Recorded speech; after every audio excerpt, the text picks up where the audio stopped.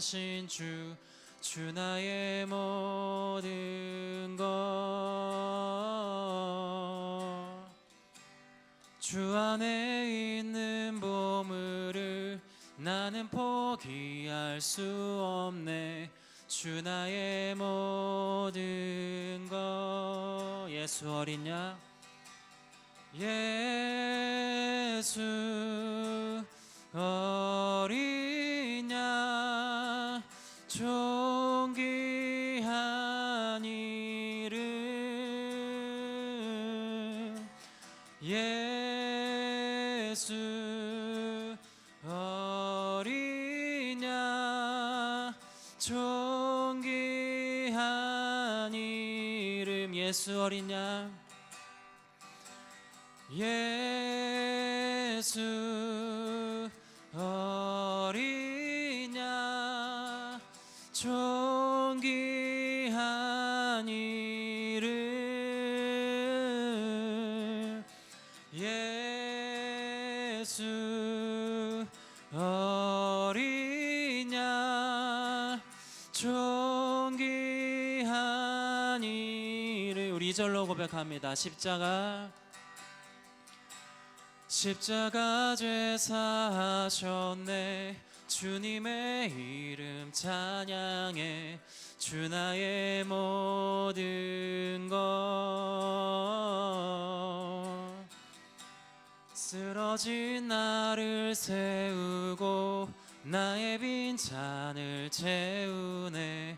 주 나의 모든 것. 예수 어린 양, 예수 어린 양, 존귀한 이름.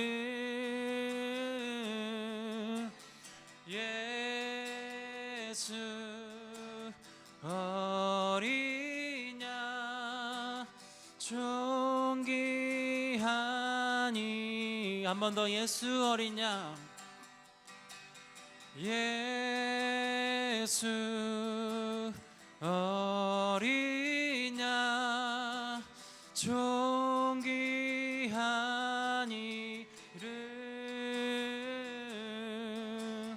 예수 어린 양, 존귀한 이름. 존귀한 주보혈, 존귀한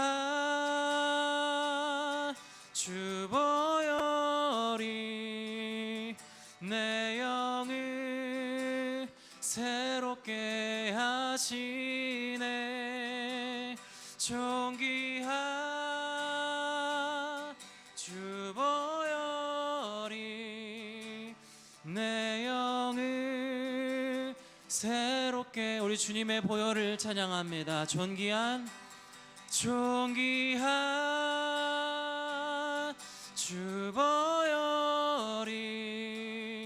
내 영을 새롭게 하시네. 존귀한 주보혈이 내 영을 새롭게 하네.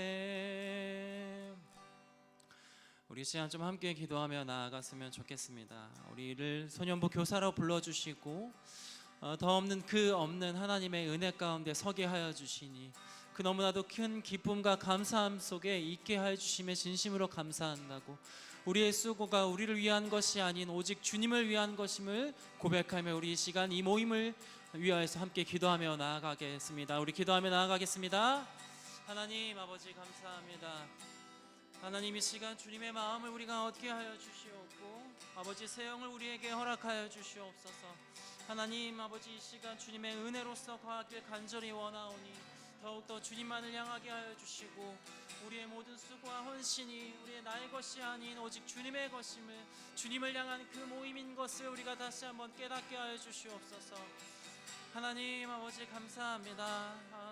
그 기쁨과 그 은혜 속에 날마다 있길 원하오니 하나님 아버지 날마다 주를 향한 그 열정이 그 열심히 조금 더 잦아들지 않게 하여 주시고, 온전히 주님 이 시간 이 모임을 위하여서 나오는 우리 모든 선생님들을 축복하여 나아가게 하여 주시옵소서.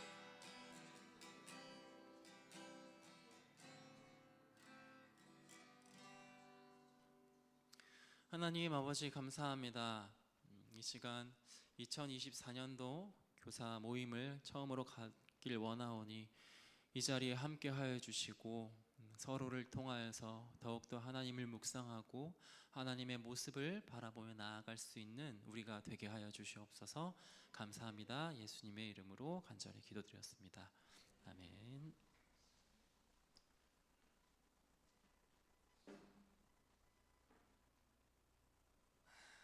네.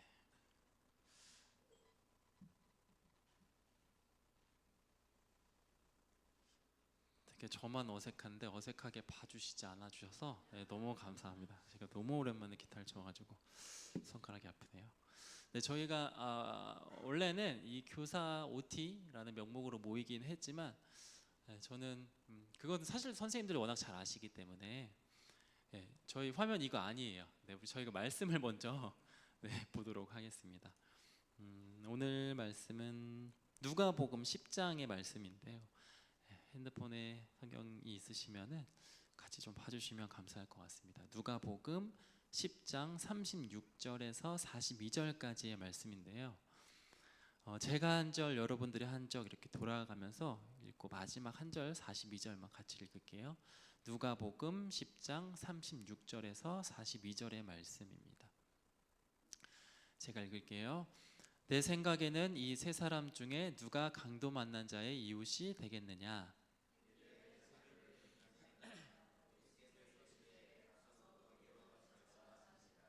그들이 길 갈 때에 예수께서 한 마을에 들어가심에 마르다라 이름하는 한 여자가 자기 집으로 영접하더라.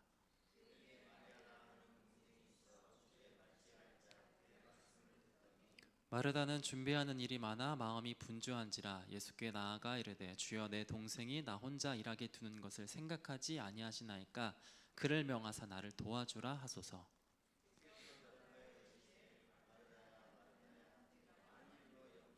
같이 읽을게요. 몇 가지만 하든지 혹은 한 가지만이라도 족하니라. 마리아는 이 좋은 편을 택하였으니 빼앗기지 아니하리라 하시니라. 아멘. 네, 이제 많은 분들이 이제 저한테 요즘 질문하는 것 중에 하나가 뭐냐면, 너 그 사역 언제까지 할 거야? 라는 질문을 진짜 많이 합니다. 이렇게 물어보는 그 이유에 대한 그 배경이 조금 있는데요.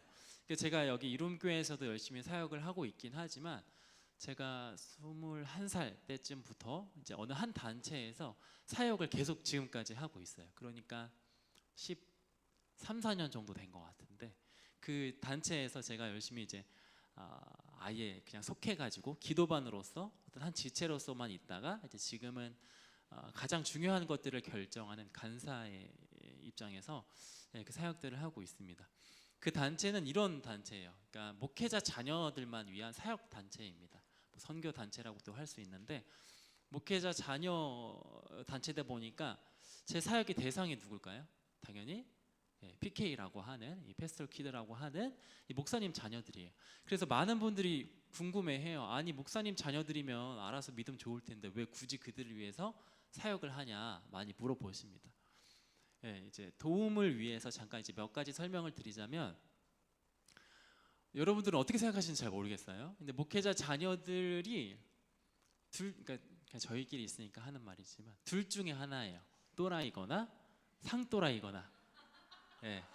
둘 중 하나입니다. 이제 그 말은 너무 어렸을 때부터 그 기독교에 많은 노출이 있기도 하고, 사실 그 일반 믿음 크리스찬들이 경험하지 않은 것들을 많이 경험하기 때문이에요. 당연히 저도 포함해서겠죠. 그렇기 때문에 사실 이들에게는 예배라는 것을 사실 조금 찾아보기가 어려워요. 이런 겁니다. 예를 들면은 저희가 이제 어떤 신앙적인 상담을 받고 싶거나 신앙적인 케어를 받고 싶으면 뭐 담당 뭐 교구 목사님을 찾아간다거나, 더 심각하면 뭐 담임 목사님을 찾아가면 되겠죠. 그런데 신앙적인 문제가 있을 때 이런 목회자들을 찾아가면 되는데, 그 PK들 목사님 자녀들에게 그 누구죠? 그러면은 그 신앙을 케어하는 사람들이 아빠인 거예요. 아빠. 뭐 혹은 뭐 엄마도 있겠죠. 아빠인 거죠.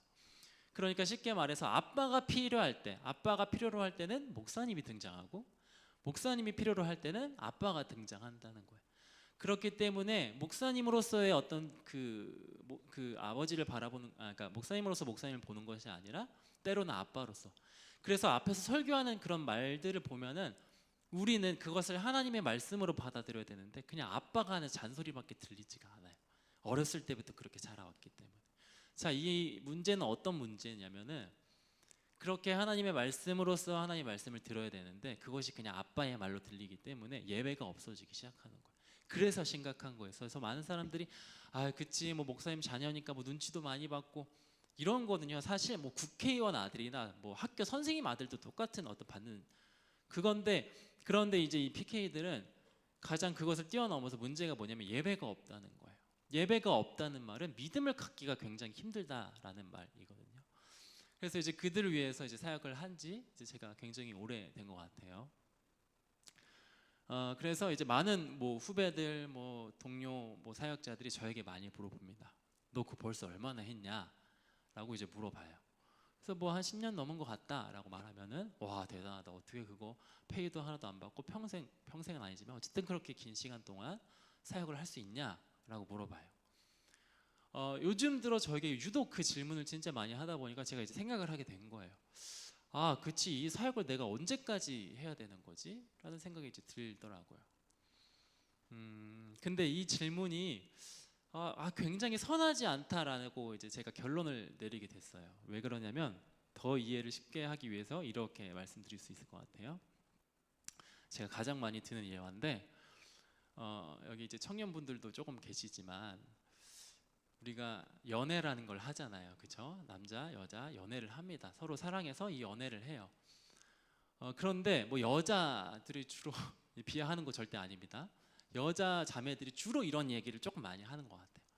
우리는 언제까지 이렇게 뜨겁게 사랑할 수 있을까? 라는 질문을 가끔 하는 것을 제가 봤어요. 우리는 언제까지 이렇게 평생 사랑할까? 언제까지 이렇게 뜨겁게 사랑할 수 있을까? 많이 이야기를 합니다. 이제 그때부터 남자들은 어떨까요? 동공이 이제 흔들리기 시작했죠. 도대체 이런 웬 질문을 왜 하는 걸까?부터 시작을 해서 뭐라고 대답해야 될까 싶어서 대답을 하기가 어렵습니다. 자, 이 질문이 그 한 연인에게 딱 주어졌을 때 이 질문을 하는 순간 어떤 것이 찾아오게 되냐면 우리의 끝은 어떻게 될까라는 생각을 하게 된다는 거예요. 그러니까 이 연애는 오늘 당장 너무 좋아서 행복해서 그 사랑을 나누기도 바쁜데 벌써 끝부터 생각하게 된다는 거예요.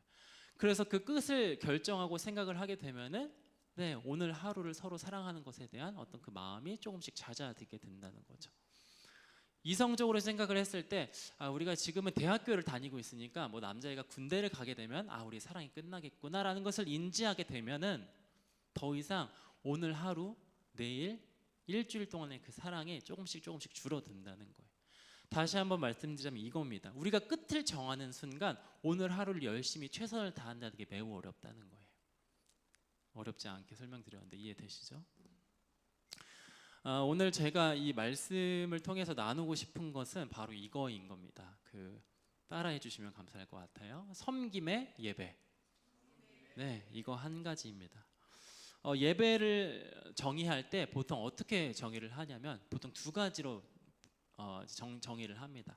가장 크게는 대표적으로 두 개인데 첫 번째는 뭐냐면 우리가 흔히 알고 있는 예배가 워십이다. 경배와 찬양이 들어간 워십이다 라는 것이고 두 번째는 뭘까요? 혹시 아시는 분 계실까요? 네, 마음으로 받아들였습니다. 서비스라는 개념이에요. 이 예배라고 하는 이 단어를 그 성경의 그 원어인 이 히브리어로 보게 되면 아바드라는 단어를 사용해요. 근데 그 아바드라는 단어가 섬김, 우리가 흔히 알고 있는 아줌마 여기 서비스 좀 더 주세요 할 때 말하는 그 서비스예요.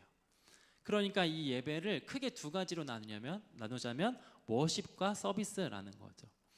예배의 원형이 뭐라고 이제 물어봤을 때 질문을 했을 때 예배의 원형을 뭐라고 대답할 수 있냐면 태초의 인간인 아담이 그 에덴 동산에서 하나님을 위해서 뭔가를 하고 또 하나님은 아담이 충분히 살아갈 수 있게 무언가를 해주시는 것, 그러니까 아담이 하나님을 위해서 하나님이 아담을 위해서 서로 사랑하고 섬기는 것, 이게 예배의 시작이고 예배의 원형이에요. 자, 그러니까 서로 교제하고 끊임없이 서로 봉사하는 것, 이것이 예배라는 것입니다. 그래서 그때 당시에 그 아담이 있었을 때 그 예배는요, 따로 뭐 시간을 정해서 찬양을 하고 말씀을 따로 듣고 이런 개념이 아니었던 거예요. 언제든지 하나님 말씀을 듣고 싶을 때 듣고 서로를 위해서 사랑하고 교제하고 섬기는 것, 이게 예배의 시작이었다는 겁니다.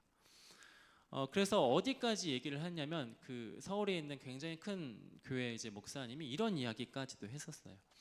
그 교회는 그날 주일 설교를 딱 하고 나면은 그 다음 뭐 오후 찬양 예배 시간 이런 시간대 어떤 시간을 환영하냐면 그 주일의 설교의 말씀을 가지고 성도들이 실시간으로 질문을 해요, 담임 목사님한테.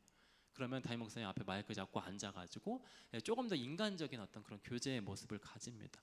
그런데 그날 어떤 한 날 설교를 하고 나서 어떤 성도가 이런 질문을 했대요. 본인이 지금 안 믿는 집안의 사람이고 남편도 있고 자식들도 있는데 너무 주일 성수하는 게 힘들다. 어떻게 해야 되면 더 좋을지 참 모르겠다. 이런 질문을 했다고 해요. 그날의 그 설교가 예배의 주제였던 것 같은데, 그랬더니 이 질문에 그 목사님이 이렇게 대답했다고 합니다. 교회 오지 마라 라고 했대요. 교회 오지 말고 그 남편을 위해서 최선을 다해서 주일날 시간도 보내고 그 가정을 위해서 힘써라 라고 이야기를 했습니다. 굉장히 충격적인 어떤 발언이죠. 그러니까 혼자 주일 예배 드리겠다고, 그때 당시 이제 코로나였으니까 혼자 온라인 예배 드리겠다고 거실에 앉아 나와가지고 TV 켜고 온라인 예배 드리겠다고 크게 소리 지르면서 가족들 불편하게 하는 것, 과연 이 모습을 하나님께서 기뻐 받으시겠느냐라는 어떤 그런 문맥이었어요. 자, 그러니까 뭐 이 말이 제가 전적으로 맞다라고 말하는 건 아니지만 이렇게까지도 이 섬김의 예배가 중요하다라는 것을 지금 말씀드리는 겁니다. 그러니까 예배는요, 단순히 교회에 나와서 건물에 들어가서 정해진 형식에 따라서 일어나면 일어나고 찬양 부를 때 부르고 이것만이 예배가 아니라는 것, 우리가 이것을 조금 더 넓게 살펴보아야 된다는 거예요. 이 예배에는요, 꼭 워십의 예배만 있는 것이 아니라 섬김의 예배도 있다는 거예요. 이 두 가지 밸런스가 매우 중요하다는 겁니다. 그래서 우리가 이 소년부에 나와서 열심히 섬기고 하는 거잖아요. 다른 이유 아니잖아요. 솔직히 말하면은 여기 교사로 섬긴다는 것, 뭐 어떤 사람들이 저보다 더 열심히 잘할 수 있죠. 그럼에도 불구하고 우리가 이 자리에 섬기는 이유는 우리의 예배를 통해서 하나님을 기뻐 받으시게 하려고 하는 그런 목적을 가지고 있기 때문입니다.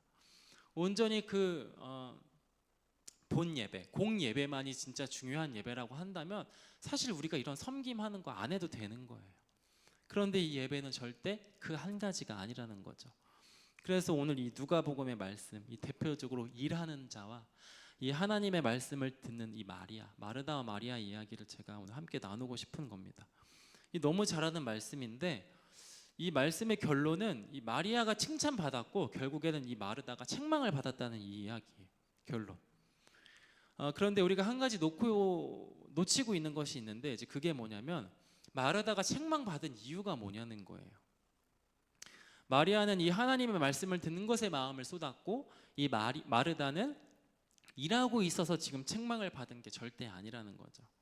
자, 그러니까 오늘 본문에서는 벌써 이 예배의 두 가지 모습을 볼 수 있는 거예요. 일하는 마르다와 하나님의 말씀을 듣는 마리아. 그런데 이 마르다가 책망을 받은 이유는 바로 이 일을 하는 이 과정 속에서 그 마음을 빼앗겼다는 것입니다. 자, 아까 예배가 하나님과 관계 맺는 것, 서로 순종하고 서로 섬기고 하는 것, 이 릴레이션십이라는 거예요. 그런데 이 마르다는 일하는 것을 통해서 하나님과 함께 그 마음을 나눠야 되는데 그러지 못한 겁니다. 그래서 책망받은 거예요.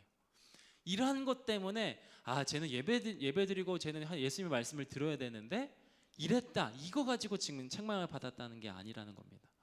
제가 아까 PK 말씀드렸잖아요.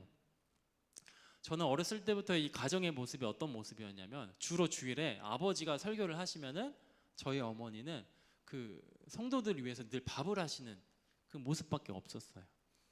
만약에 우리가 흔히 생각을 했을 때 하나님의 말씀을 듣는 것만 예배다라고 정의를 한다면 저희 어머니는 평생에 사모가 된 이유 한 번도 예배를 드리지 않은 것이 된 거 아닙니까? 그런데 그렇지 않다는 거죠. 보세요. 지금 앞에 말씀을 보면은 예수님의 그 사람들과 예수님이 함께 모였어요. 한 자리에 모였어요. 예수님을 초청해 놓고 어떤 사람들은 그 말씀을 듣기도 했지만 마르다는 일을 하는 것뿐이라는 거예요. 여러분 생각을 해보자고요. 만약에 예수님을 우리 집에 초대했어요. 초대를 했다고요. 그러면은 만약에 우리가 이전에 우리가 모습대로라고 한다면 아무것도 일하지 말아야죠. 예수님한테 배고파도 좀 참으세요. 저 말씀 들어야 되니까 지금 일단 그것까지만 하세요. 이렇게 요구해야 된다는 거예요. 그러니까 이 말씀에서 이러한 어떤 개념들이 이제 빠지기 시작하니까 마르다는 일에서 책망받은 거구나. 이래서 하나님 예수님께서 혼남을 받은 거구나 라고 생각을 한다는 거예요. 사무엘상 15장 22절의 말씀을 보면은 세 번역으로 이렇게 기록하고 있어요. 사무엘이 나무랐다. 주님께서 어느 것을 더 좋아하시겠습니까? 주님의 말씀에 순종하는 것이겠습니까? 아니면 번제나 화목제를 드리는 것이겠습니까? 잘 들으십시오. 순종이 제사보다 낫고 말씀을 따르는 것이 순양의 기름보다 낫습니다. 네, 우리 너무 잘 아는 말씀이죠. 사무엘이 사울에게 하는 책망이고 이 일 때문에 사울은 사무엘에게 버림을 받게 돼요. 사울이 처음에는 어떤 순양의 어떤 그것을 가져왔지만, 기름을 가지고 왔지만 하나님을 위한 것이에요 라고 나왔지만 사실 그것은 본인을 위한 것이었다는 것입니다. 예배의 목적은 하나죠, 여러분. 우리일까요? 예배의 목적이, 대상이 온전히 하나님 한 분이에요. 그렇기 때문에 우리의 상태와 상황과 어떠한 그런 것들 상관없이 주님께만 그 모든 것을 초점을 맞춰야 된다는 거예요. 그런데 지금 사울이 지금 혼나는 이유는 하나님이 아니라 자기 때문에, 지금 드렸기 때문에 지금 혼나고 있는 겁니다. 마찬가지로 지금 마르다가 그 예배, 섬기는 예배를 하겠다고 딱 나와 왔지만 그 안에 불편한 마음을 갖게 된 거예요. 이거 나만 이래? 언제까지 이거 나만 해야 돼? 저 사람들은 왜 가만히 있지? 라는 생각을 하게 된다는 거죠. 여러분, 예배가 누굴 위한 겁니까? 하나님을 위한 거잖아요. 하나님을 기쁘게 하는 것이잖아요. 그런데 우리 안에서는 약간 이런 마음들이 생기는 것 같아요. 쟤는 안 하나? 왜 나만 이거 하지? 나만 이거 고생해서 이거 도대체 누굴 위한 거지? 여러분, 이게 아니라는 거예요. 순종하는 것 자체가 하나님을 위한 예배인데 어떤 불편한 마음을 갖게 된다는 거예요. 나는 뭐 예배를 위해서 나왔는데 난 일만 하다 가나? 나는 그냥 일하는 사람인가 내가? 라고 생각을 하게 된다면 이 예배에 관해서 너무 유아적으로밖에 생각을 하지 못한다는 거예요. 이 예배는 이 섬김을 통하여서 주님을 위해서 기뻐하는 일이 되어야지 나를 위한 것이 절대 아니라는 겁니다. 그렇기 때문에 사실 이게 뭐 어떤 설명 없이 많은 이제 목사님들이 이런 얘기 말씀하시나요? 힘들 때 예배하고, 뭐 괴로울 때도 예배하고, 기도하고, 기쁠 때도 기도하라, 많이 말하잖아요. 사실 그 목적은 여기에 있는 거예요. 우리의 상태와 어떤 영적인 문제가 있든 없든 아무런 상관이 없다는 거예요. 우리가 잘 아는 것처럼 이 예수님이 어느 날 이 제자 2명을 데리고 가서 산에 올라가십니다. 그래서 기도를 하세요. 그런데 그 모습이 너무 영광스러운 모습으로 변화하시게 된 겁니다. 그래서 그 예수님이 있었던 그 자리에 모세와 엘리야가 내려와서 함께 대화하는 모습을 옆에 있던 베드로와 요한이 보게 돼요.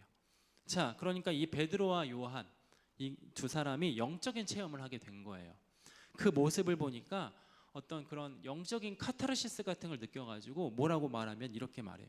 주님, 이것이 좋사오니 초막 셋을 짓고 하나는 주님을 위해, 모세를 위해, 엘리야를 위해 내가 짓겠습니다. 우리가 초막절까지 여기에 있겠습니다 라고 말한다고요. 어떤 영적인 어떤 그런 카타르시스를 느낀 거예요. 자, 그 경험을 하니까 너무 기뻤는데 어떤 마음이 들었냐면 베드로는 그런 어떤 영적인 어떤 체험이 느껴지니까 세상의 그 어떤 뭐 문제들을, 아니면 세상의 일들이 다 하찮고 별거 아닌 것처럼 느껴졌다고요. 자, 그런데 그 산에서는 그런 일이 일어났지만 산 아래에서는 어떤 일이 동시에 일어나고 있었냐면 귀신 들린 아이를 데리고 아버지가 제자들을 찾아와요. 그래서 귀신을 쫓아달라고 부탁을 합니다. 그런데 제자들이 귀신을 쫓아냈을까요? 네, 못 쫓아냈어요. 그래서 예수님이 이 모든 것을 아시고 그 영광, 영적인 카타르시스를 느끼는 그 자리를 떠나서 밑에 산으로 내려오신 거예요. 내려와서 그 아이를 고쳐주신 겁니다. 자, 그러니까 이것을 통해서 예배의 본질이 뭔지 우리에게 보여주고 있는 것 같아요. 베드로의 예배는 그 위에서 영광스러운 모습으로 변하신 예수님을 보기는 했지만 예수님의 예배는 어떤 예배였냐면 아프고 병들고 당장 죽을 것 같은 그 아이를 위하여서 섬긴 것이었다는 거예요. 베드로는 어떤 자신의 상태, 자신의 어떤 상황과 생각에 대한 초점의 예배였다면, 예수님은 이 아이를 고침으로써 하나님을 기뻐 받으시려고 하는 그 예배의 초점을 가지고 있었다는 거죠. 그러니까 우리는 사실 예배의 본질에 대해서 혼동을 갖게 되기도 하고, 때로는 많이 잊어버릴 때도 있는 것 같아요. 그래서 여러분, 우리가 오늘 좀 함께 나누고 싶고 다시 한번 생각해 줬으면 좋겠는 게, 그냥 우리가 이 자리에 가만히 나와서 소년부 교사라는 이름으로 나오는 것이 그냥 일이 있어서 그냥 뭐 해야 되니까, 어떤 뭐 나 정도 됐고 신앙생활을 몇 년 정도 했으니까 하는 것이 아니라, 여기까지가 우리의 예배라는 것을 좀 기억하셨으면 좋겠습니다. 저는 이제 특히나 이제 이룸교회 선생님들을 보면서 정말 사역자 같으신 분들이 굉장히 많이 있다라고 생각이 들 때가 있어요. 그런데 이 사역자들이 가장 이런 문제에 많이 흔들릴 때가 있습니다. 내가 일하는 사람인가? 아니면 하나님을 위해서 예배하는 사람인가? 여러분, 예배의 핵심은요, 이 서비스라고 말씀드리고 싶습니다. 워십 예배가 전혀 중요하지 않다고 말씀드리는 게 전혀 아니에요. 매우 중요해요. 그것을 또 잊어서는 절대 안 됩니다.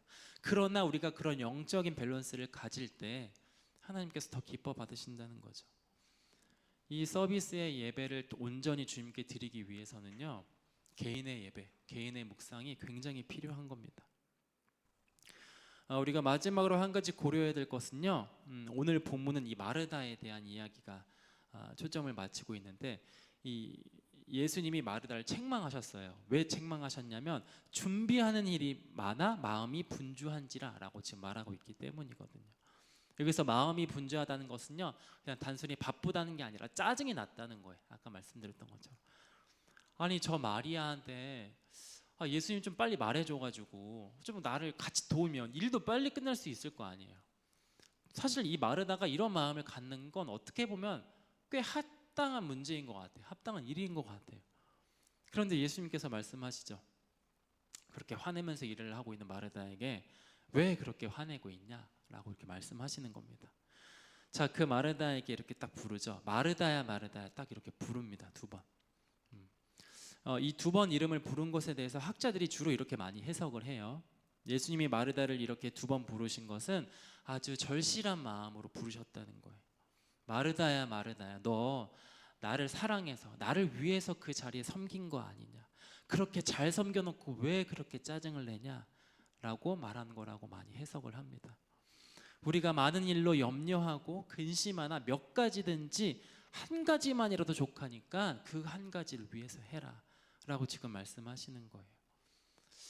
오늘 제가 나누고 싶은 말씀은 핵심은 이거인 겁니다.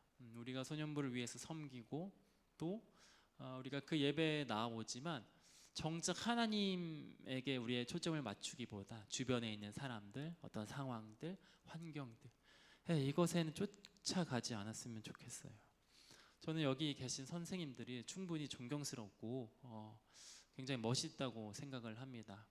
아무런 사실 관계없는 그 아이들을 위하여서 교회라는 그 공동체 안에서 서로를 섬기기 위해서 최선을 다하시는 이 선생님들의 모습이 저한테는 얼마나 큰 감사인지 모르겠어요. 그렇기 때문에 오늘 우리가 이 말씀을 나눴던 것처럼 우리의 섬김이, 우리의 수고가 전혀 간단하고 가벼운 것이 아니라 주님을 향한 그 예배라는 것을 절대 잊지 않았으면 좋겠습니다. 우리 시간 한 번 더 좀 찬양하고 좀 기도했으면 좋겠는데요.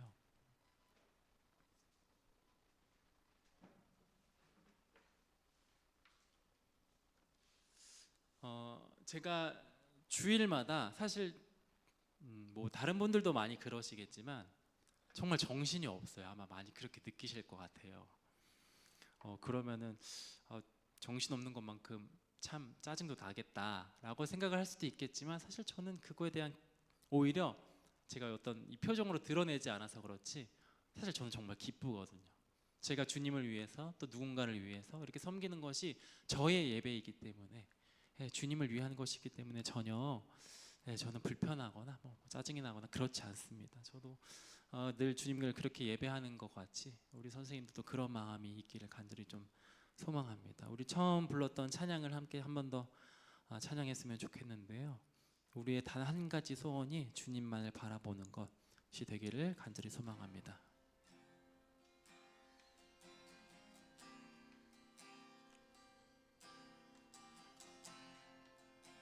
주님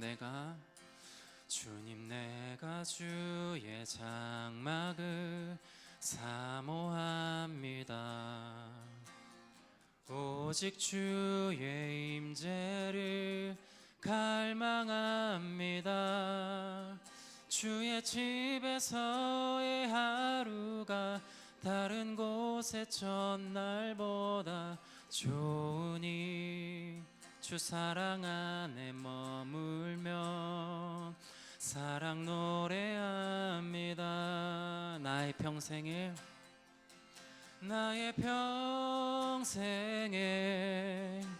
단 한 가지 소원, 주의 아름다우심 보며 사랑 노래하는 것.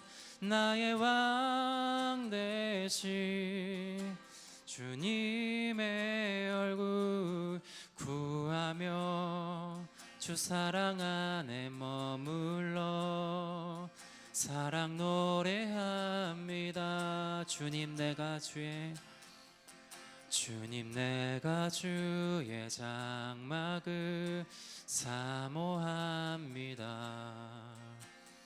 오직 주의 임재를 갈망합니다. 주의 집에서의 하루가 다른 곳의 첫날보다 좋으니 주 사랑 안에 머물며 사랑 노래합니다. 나의 평생에 단 한 가지 소원, 주의 아름다우심 보며 사랑 노래하는 것. 나의 왕 되신 주님의 얼굴 구하며 주 사랑 안에 머물러 사랑 노래하며 나의 평생에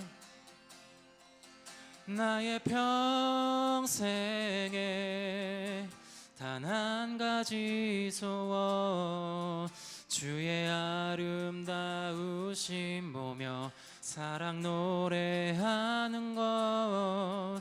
나의 왕 되신 주님의 얼굴 구하며 주 사랑 안에 머물러 사랑 노래합니다. 우리 시간 함께 말씀을 나눴던 것처럼 함께 기도하며 좀 나아갔으면 좋겠습니다. 주님, 오늘 우리의 섬김이 주님을 향한 예배가 되게 하여 주시옵소서. 나의 어떤 상태와 나의 상황을 바라보는 것이 아니라 온전히 주님을 위하여서 우리가 살며 나아가길 원하오니 이 모든 예배를 주께서 기뻐 받아주시고 우리의 찬양의 가사처럼 주님을 만나는 것, 그것이 우리의 온전한 한 가지 소원이 되게 하여 주시옵소서. 우리 시간 이 한 가지 놓고 주님의 이름을 크게 한번 부르짖으며 기도하며 나아가도록 하겠습니다. 주여, 하나님 아버지, 주님 나아갑니다. 주님만을 보게 하여 주시옵소서. 날마다 주님을 향한 그 마음이, 주님을 향한 그 한 가지 소원이 오직 주님의 얼굴을 구하는 것이 되길 원하오니 우리의 마음을 붙잡아 주시옵소서. 하나님 아버지 감사합니다. 아버지 섬김의 예배로 우리를 자리로 불러주시고 아버지 더욱더 주님께서 원하시는 예배, 주께서 기뻐 받으시는 예배로서 우리를 이 자리에 서게 하여 주셨사오니 아버지 이 예배의 기쁨을 우리가 놓치지 아니하게 해 주시고 아버지 이 한순간 한순간마다 주님을 향한 그 사랑이, 주님을 향한 그 열정과 마음이 더욱더 자라나게 하여 주시옵소서. 하나님 이 자리에 우리를 서게 하여 주셨사오니 그 놀라운 일 가운데 아버지 그 주님의 일하심을 우리가 보고 주님만을 향하여 섬기며 아버지 주님만을 찬양하며 나아가게 하여 주시옵소서.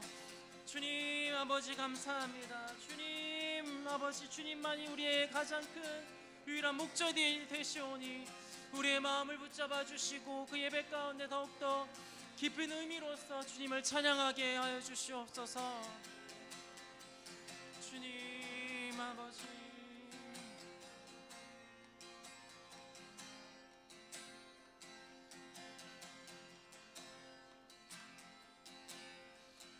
나의 평생에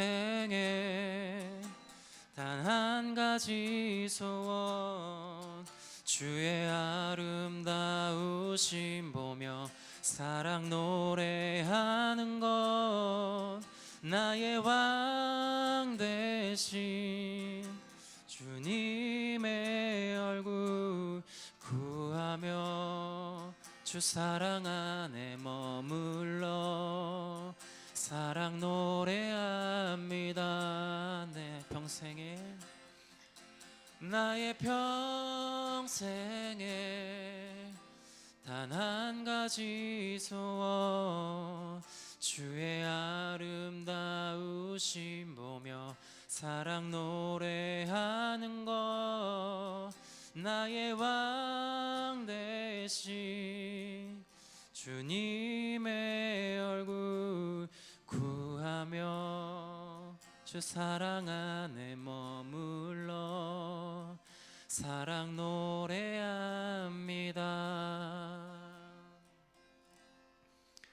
하나님 아버지 감사합니다.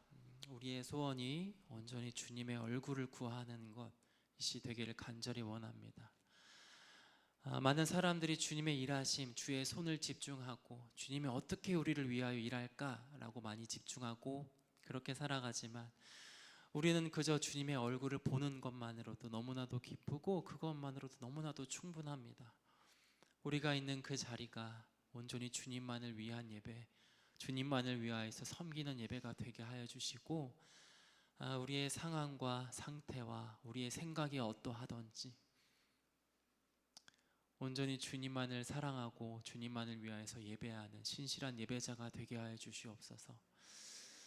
마르다를 향하여서 마르다야 마르다야 라고 2번 부르시며 그 사랑의 마음을 잊지 않기를 바라셨던 예수님의 마음이, 그 예수님의 음성이 날마다 우리 안에 있게 하여 주시옵소서. 감사합니다. 예수님의 이름으로 간절히 기도드렸습니다. 아멘. 네, 너무 감사하고요. 사실 시간이 꽤 많이 지났기 때문에 저희가 오늘은 이 교사분들과 함께 OT를 가지려고 했는데 제가 프린트는 따로 하지 않았고요. 이 화면으로 좀 보면서 우리가 빠르게 한번 넘어가고 다음 시간을 조금 이어가도록 하겠습니다.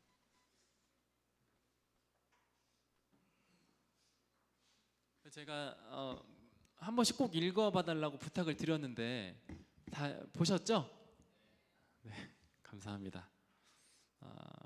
제가 빠르게 넘어가도록 할게요.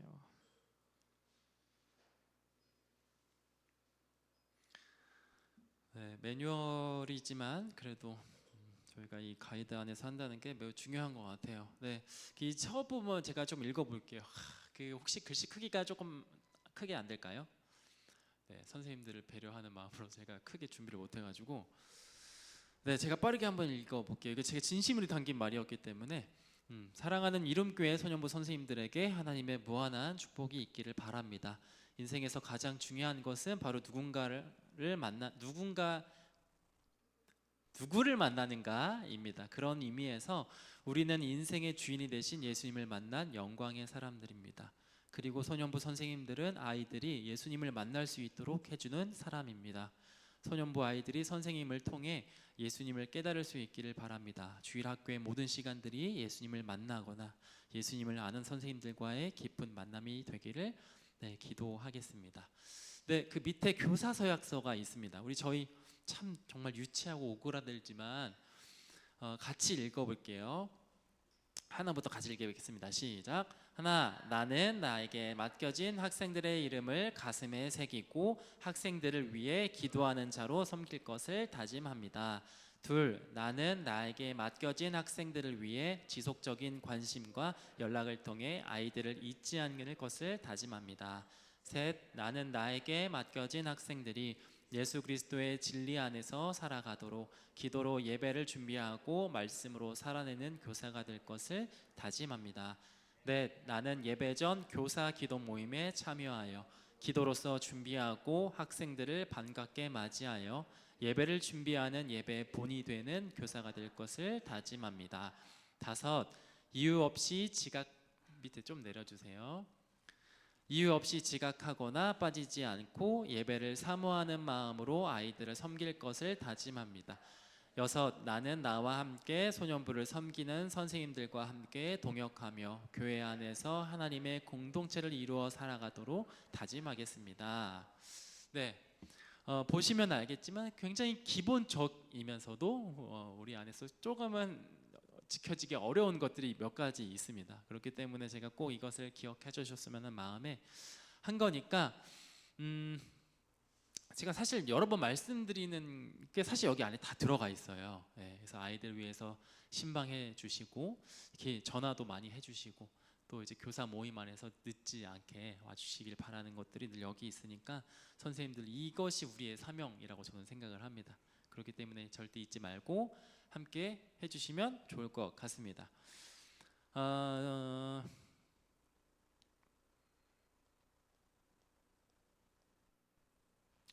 사실 다른 사항들은 굉장히 저희가 여러 번 말씀드린 거기 때문에 그 뒤에 것들은 그냥 눈으로 봐주시면 좋을 것 같고요. 한 번 더 말씀드리자면 이제 생일자 친구들에게 꼭 이 기도문을 같이 조금 써서 보내주시면 좋을 것 같아요. 제가 여러 번 말씀드렸는데 아이들이 생각보다 진짜 선생님이 날 위해서 뭔가를 한 가지 해줬다 이것에 되게 기뻐해요.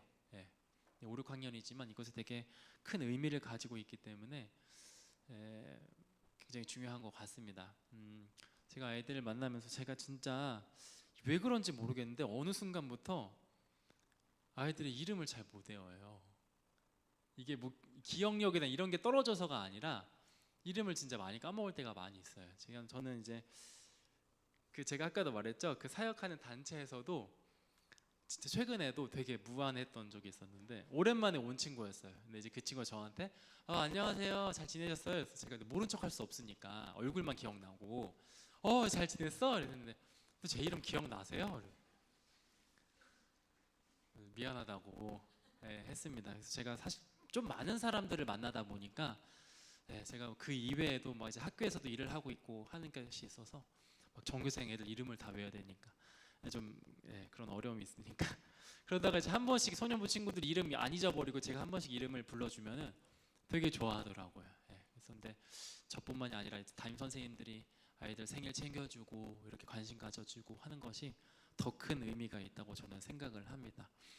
제가 말씀드리고 싶은 것은 선생님들께서 그 각자 상황이 다 있으신 줄 믿어요. 그래서 뭐 주차 문제, 뭐 앞에 있는 예배 시간 문제, 제가 다 이해합니다. 제가 그런 분들에게까지 소년부 20분 전에 모이는데 오셔야 되죠, 이렇게까지 말씀드리고 싶지는 않아요.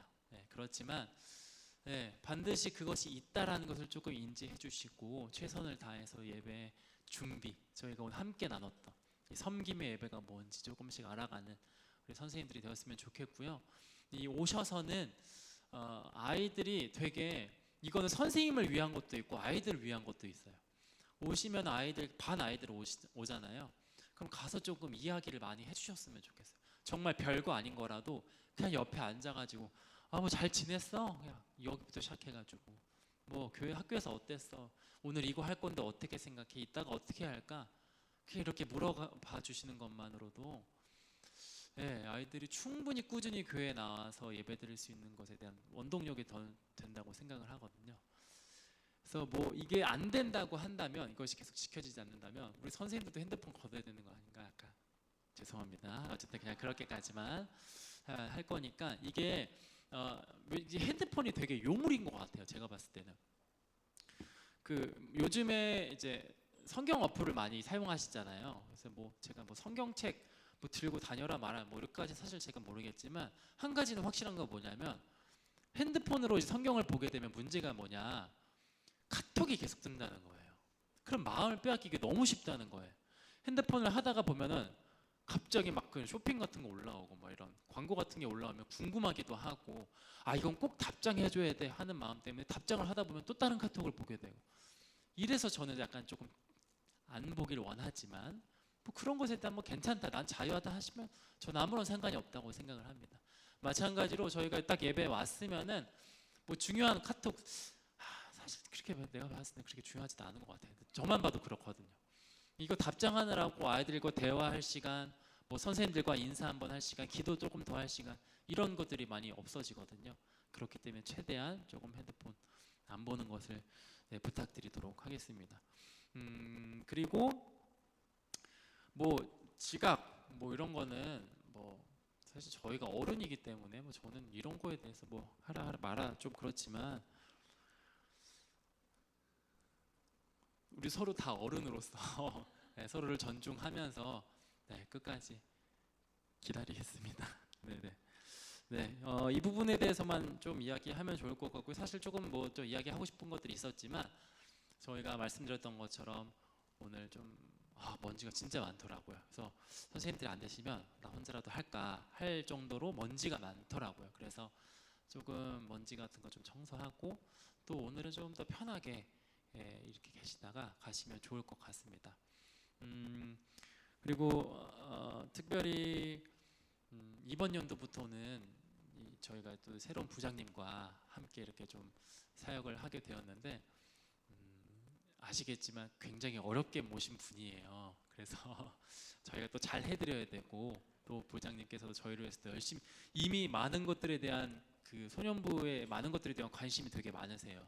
그래서 이거 어떻게 하냐 저렇게 하냐 막 계속 저랑도 막 많이 하시니까 그것에 따라서 같이 부장님과 또 우리가 또 좋은 소년부 공동체로서 가야 되니까 앞으로 더 친하게 지내시고 싸우지 마시고 네, 잘 지내주시면 감사할 것 같습니다.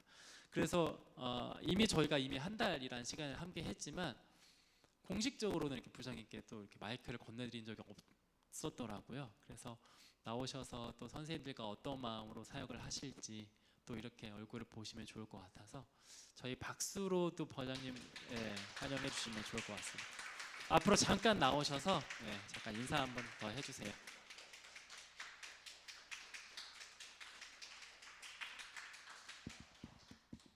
키가 크시구나.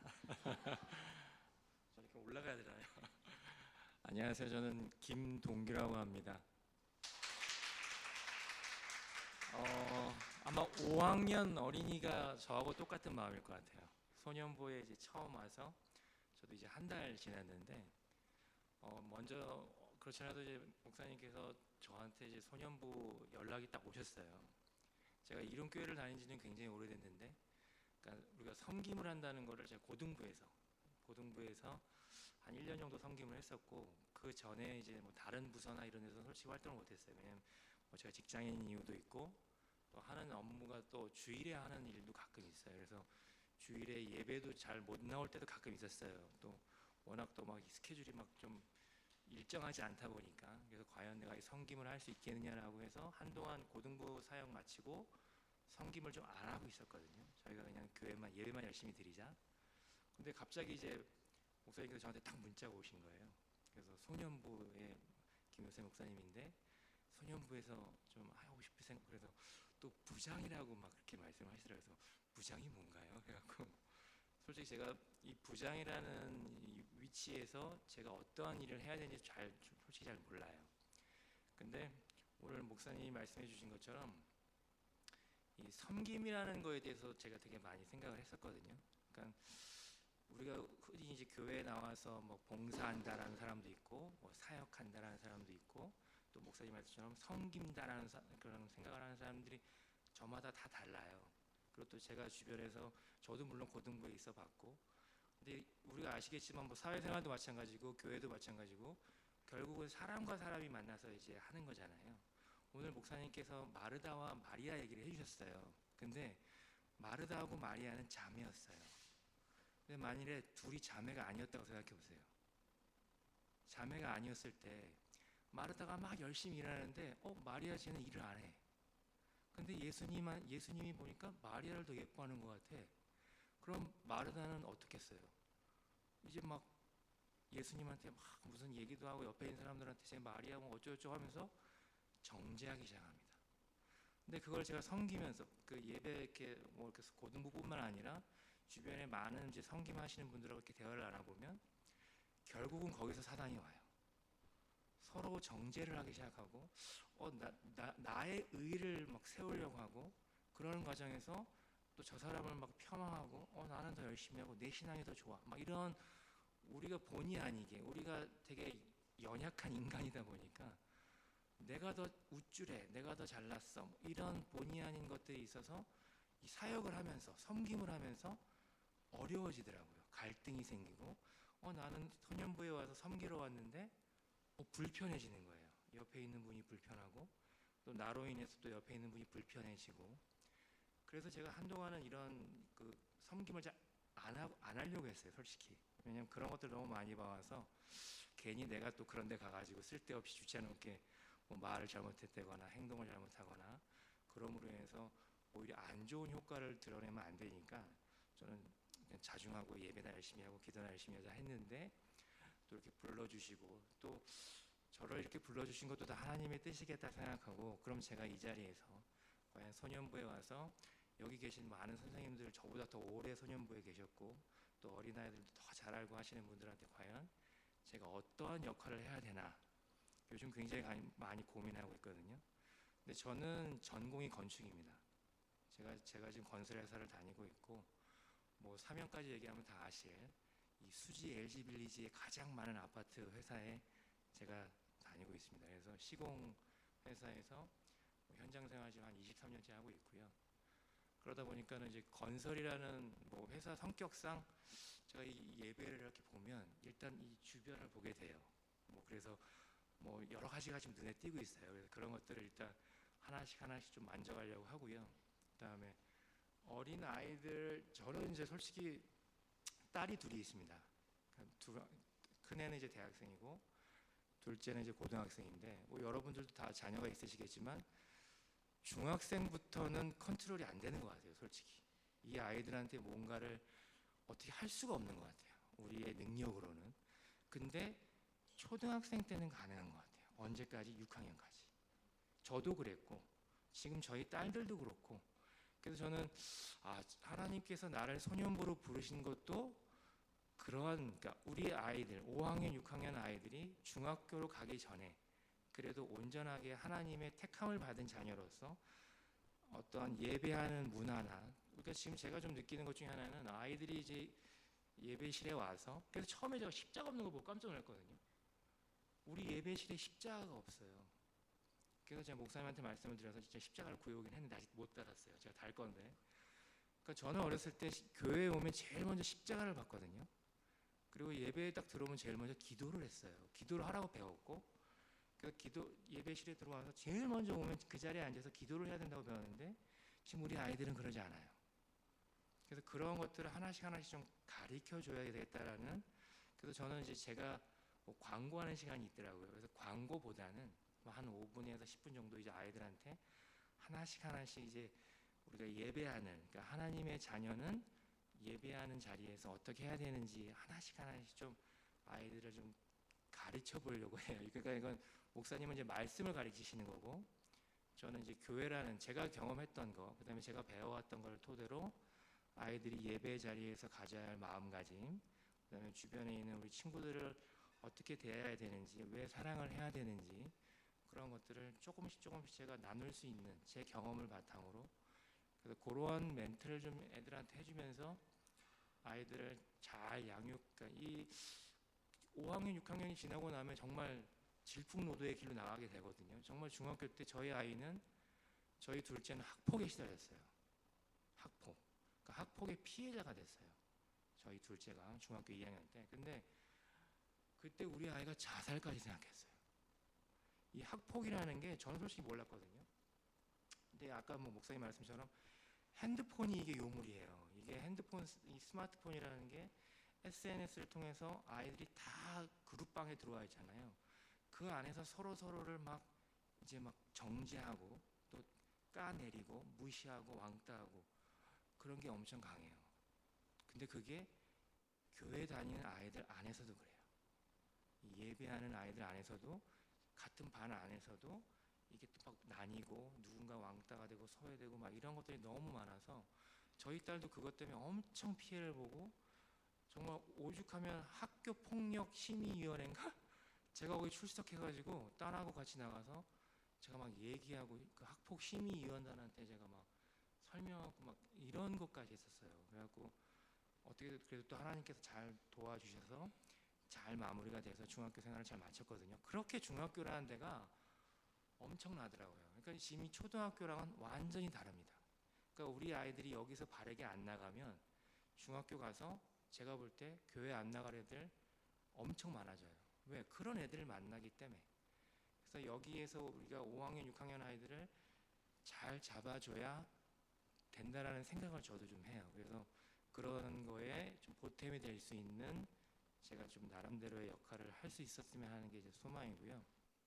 마지막으로 제가 요즘 큐티하면서 욥기를 읽었는데 하나님께서 욥은 아시겠지만 욥은 온전하며 그다음에 정직하고 그다음에 하나님을 경외하며 악에서 떠난 자라고 말씀을 하시더라고요. 하나님께서 직접 아마 다 아실 거예요. 욥기 1장 2장에 보면 나오더라고요. 근데 그런 욥한테 하나님께서 시련을 주시잖아요. 모든 재물을 다 없애시고 아이가 7명이나 있었는데 그 7명을 다 하루아침에 다 없애시고 심지어 욥한테 질병까지도 주셨어요. 물론 욥은 믿음이 너무 좋은 사람이었기 때문에 정말 하나님 말씀대로 신실한 사람이었기 때문에 그런 와중에도 감사하더라고요. 하나님을 찬송하고 하나님을 경외하고 흔들리지 않고. 근데 욥 같은 사람한테도 그런 시련이 오잖아요. 그렇게 하나님 앞에 온전하고 정직하고 하나님을 경외하고 악에서 떠난 자인데도 그런 시련이 오잖아요. 하물며 우리처럼 저처럼 악에서 떠나지 못하고 정직하지도 못하고 온전하지도 못하고 하나님을 잘 경외하지도 못하는 저 같은 사람한테도 얼마나 많은 시련이 오겠나. 그랬을 때 과연 내가 하나님을 잘 붙들고 욥처럼 감히 욥처럼은 못하겠지만 하나님께 감사할 수 있을까라는 걸 제가 오늘 큐티를 하면서 좀 생각을 해봤거든요. 뭐 제가 솔직히 뭐 여기 계신 모든 분들이 다 하나님께 은혜를 받고 축복을 받고 계신 분들이라고 생각해요. 그렇기 때문에 이렇게 하나님을 위해 섬김의 자리에 나올 수 있는 거고 여러분들이 하나님의 자녀로 선택을 받아서 이름교회에서 지금 이 시간 이 자리에 계신 거라고 생각해요. 그러니까 여러분들은 굉장히 축복받은 사람은 확실하거든요. 근데 여러분보다 제가 축복을 하나 더 받은 게 있어요. 여러분들이 생각할 때 하나님이 주시는 가장 큰 축복, 하나님의 자녀로 택하신 거 외에 뭐가 있을까요? 하나님이 주실 수 있는 축복 중에 최고가 뭐라고 생각하세요? 돈? 또는 뭐 자녀가 잘 되는 거? 뭐 남편이 막 진급하고 월급이 많이 오르는 거? 저는 제가 2010년에 간암 진단을 받았어요. 그때 제가 3기였습니다. 제가 건설회사를 다니잖아요. 그러다 보니까 아무래도 스트레스가 많고 뭐 술을 많이 먹습니다. 어쩔 수 없이 지금은 술을 안 먹습니다. 근데 제가 2010년에 간암 진단을 받았을 때, 그러니까 종합 검진을 하면서 간암 진단을 받았을 때 3기였습니다. 그리고 이 암이라는 위치가 너무 안 좋아서 수술을 할 수 없는 상황이었어요. 그래서 분당 서울대 갔더니 거기 교수님은 포기했어요. 당신은 힘들다. 당신은 힘들기 때문에 뭐 이 정도만 하면서 어떻게 해보자. 근데 그 말을 듣는데 굉장히 좀 언짢더라고요. 그냥 어쩔 수 없어요. 너는 그냥 색전술이나 좀 하면서 좀 뭐 버텨봐야 뭐 이렇게 말씀을 하시더라고요. 그런데 하나님께서 저의 마음에 또 저희 주변에 있는 분들한테 저를 병원을 옮기게 하시더라고요. 그래서 제가 이제 신촌에 있는 세브란스로 가서 정말 기적적으로 살아났어요. 그게 2012년이거든요. 제 나이 38살 때입니다. 그러니까 38년 된 병자가 하나님을 만나서 살아났잖아요. 그게 딱 저였습니다.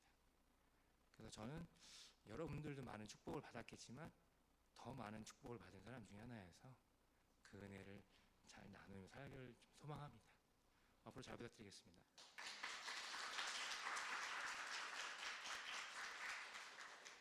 아유, 고액 간증을 한번 들은 것 같아서 너무 감사합니다. 나중에 더 깊은 교제가 있으면 좋을 것 같고요.